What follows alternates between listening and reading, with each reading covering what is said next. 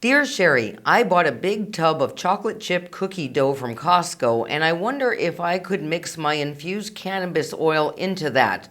Or can I use my mister and spray each cookie like you show how to do in the snack video? Well, good questions. Before I get to the answer, just want to remind you all, hit that YouTube subscribe button and notification bell because I try to upload new videos every Wednesday. So, you want to know, can you mix your infused oil or butter into an already existing batch of cookie dough?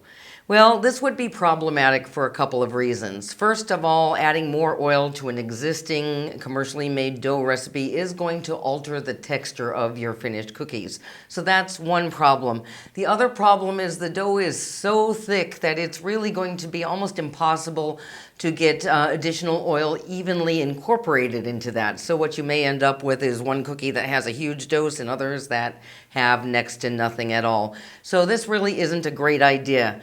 Yes, you can spray with oil after the cookies are baked with the mister. And for those of you who don't know what I'm talking about here, see the links below. There'll be a link to that video that shows you how to almost instantly medicate snack foods and lots of other foods with cannabis. So that would work. That will deliver a very low-dosed cookie. So depending on your dosing needs, that may or may not be enough. But you could do that if you just wanted to quickly medicate the already made dough you have. I think a better option if you're looking for a quick and easy way to make cookies or brownies or cakes is just to use a mix. Any kind of mix like from the grocery store, and instead of using regular oil or butter or whatever the mix calls for, you can use your infused oil in there.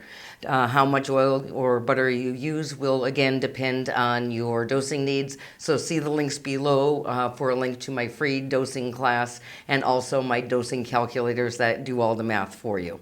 Hope this helps. Eat your weed.